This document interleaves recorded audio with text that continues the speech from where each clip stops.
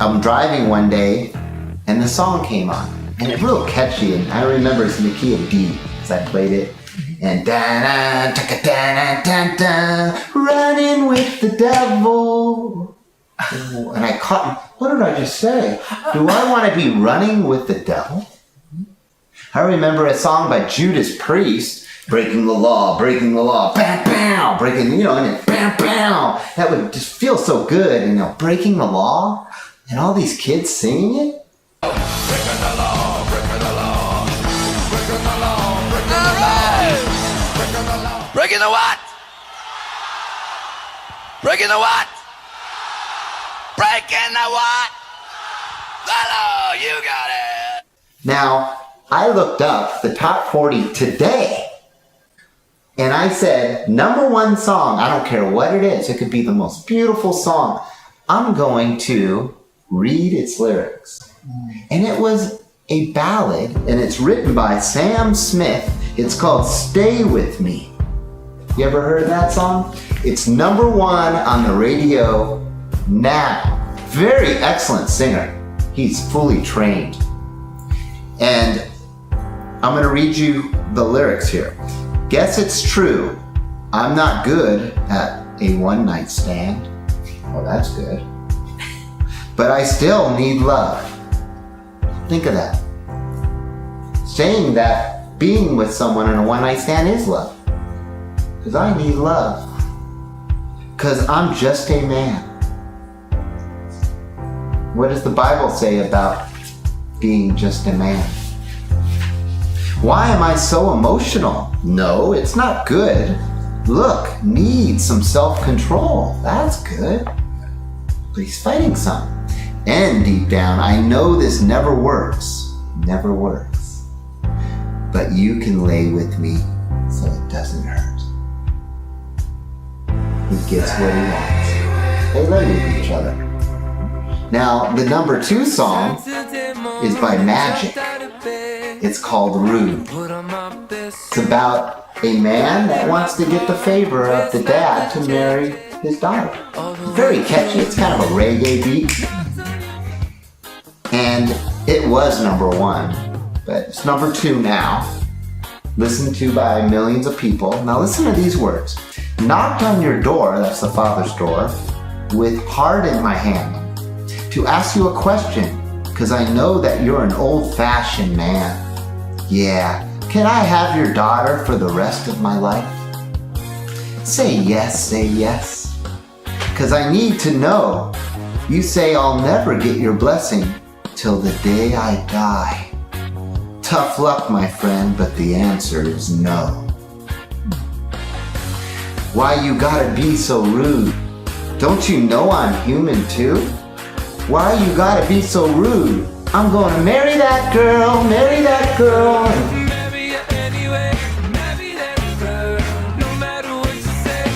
So he really didn't ask.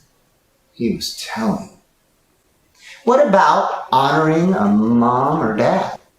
What about, I'm gonna win over the father's favor. I'm gonna ask his daughter on a date with, he can come along. And the treat is on me when that bell comes. I'm gonna find out his favorite food. I'm gonna visit just the dad by himself. Oh, he likes golfing? Maybe I'll golf a couple rounds. On my coin. I'm gonna learn about the dad and gain favor. There is none of that, is there? But what the song is preaching is, I'm gonna marry her anyways. I don't need you. Honoring mother and father goes down the drain. The number 4 song, the last one I picked here, it's by Charlie XCX, called Boom Clap. First kiss, just like a drug, under your influence. You take me over, you're the magic in my veins. This must be love. That's lust. I know that feeling. It's like hot chocolate. You're drinking hot chocolate. It's a lust. Just like stolen waters are sweet. It doesn't mean it's good. Boom clap, the sound in my heart. Boom. The beat goes on and on and on and on. Boom clap. You make me feel good. So it must be good, right? Come home to me. Come home to me now. What are they going to do in their home? You're the glitter in the darkness of my world. Just tell me what to do. I'll fall right into you. We're going under. Cast the spell.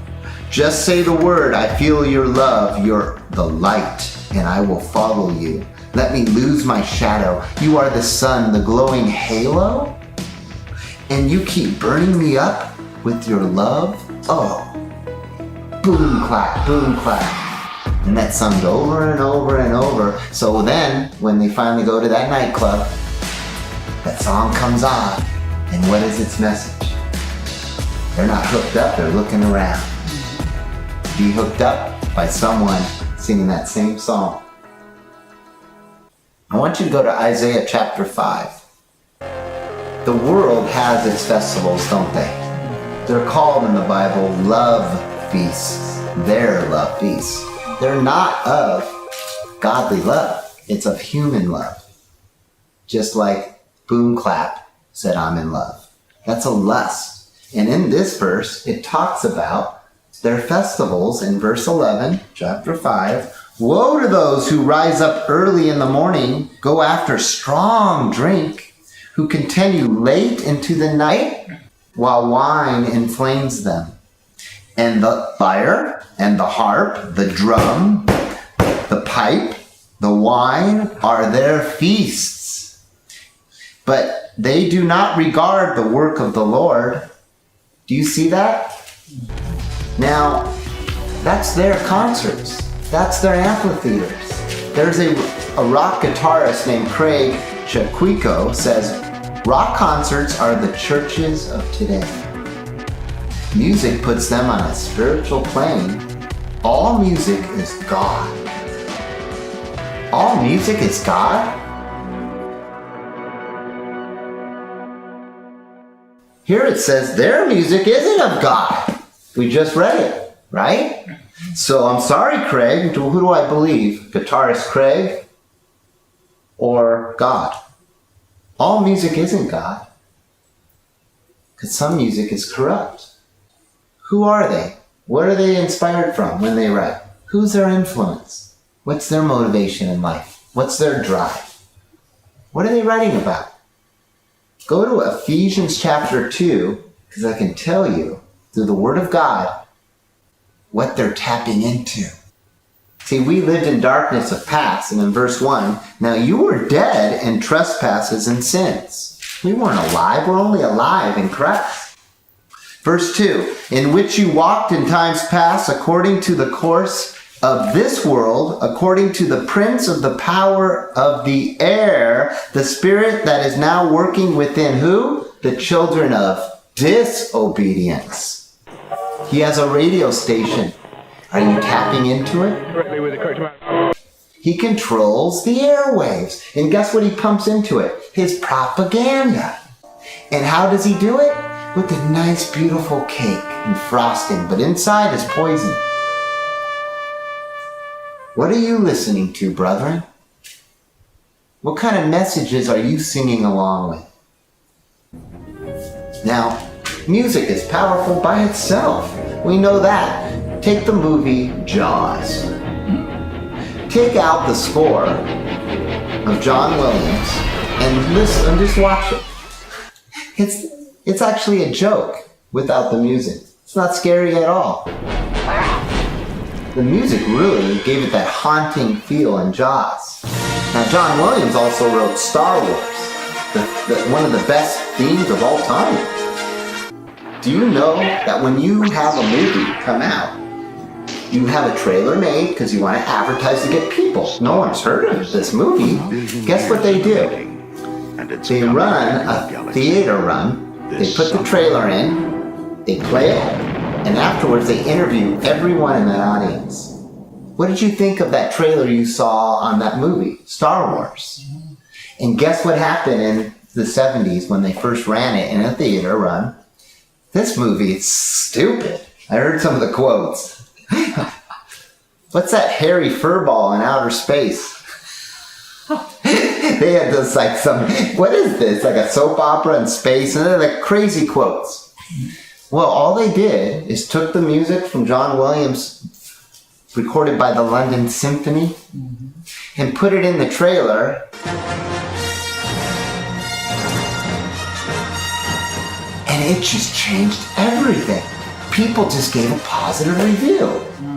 They went from disaster to a potential just by placing better music. So music is powerful. Look at the billion-dollar industry of shopping malls. They play music, and it's known if you're a merchant, if you play opera music, classical, or jazz, nice jazz, your sales go up. Okay? But if you're selling essential oils, do you want Metallica to play in there?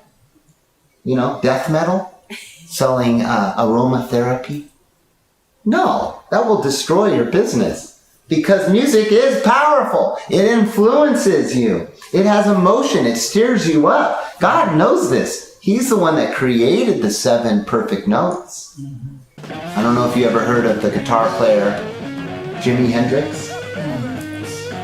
Guitar Player magazine had the top 50 all time. He was number 1. That's how good he is. He was a blues player. Whew, is he gifted. He was famous for the national anthem. You know, he played one. It sounded like fireworks were coming out of his guitar. Really, it did. He's a phenomenal guitar player.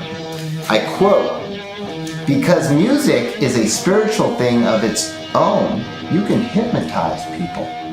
And when you get them to their weakest point, we can preach into their subconscious what we want to say." Now, what do they want to say? Billy Joel, great piano player, 70s, 80s, he said, "Remember all those things that they were saying about rock and roll in the early days? It's going to make all of our youth want to have sex. It's going to make them all go crazy." They were right. End of quote. It just took like 20, 30 years later, and you see it. Just watch MTV for an hour. Look at those reality shows. Now, the Church of Satan, there is a Church of Satan located in San Francisco. Its founder, Anton LaVey, he died back in 1997. He says, Satan has always had the best tunes. Interesting, it comes from him. He says, today's satanic bands are the vehicles of choice for millions of young people. If they encourage a study of real Satan, I'm all for them. He backs these artists and their messages. He goes on and says, music can inspire people to murder or violence. It can inspire them to shoot a mall full of people. Remember I mentioned Van Halen, that band? Well, the singer, David Lee Roth, he had a lot of hits on the radio. He formed his own band, and I used to think that's a cool name, called Yankee Rose. Remember that name? Mm-hmm. You know where Yankee Rose comes from?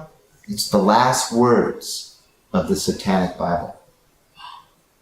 There's a reason why they do this, and most of these musicians get 7 years of plenty, if you notice. You know that saying, they sold their soul for rock and roll? And then after 7 years, you don't hear of them anymore. A lot of them die at 27 because they get this start at 20. And they're influencing our sons and daughters, including ourselves. And they're very talented musicians. Lucifer was very talented, and now is Satan. So the Bible has the 10 Commandments. You know what the Church of Satan has? 1 commandment. That's it. Do what thou wilt.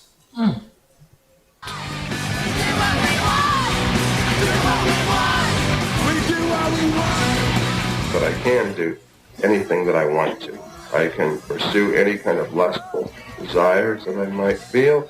I can engage in any activities that are so-called sinful activities and not really worry about any ecumenical councils making it right for me to do these things. And for this reason, for many years, there will be people practicing Satanism as good Christians or other religions, and they will instinctively pursue the very same things that we are, as they always have.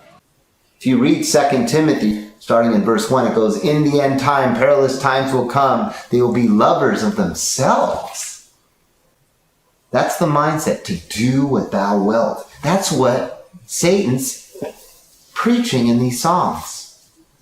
Do what thou wilt.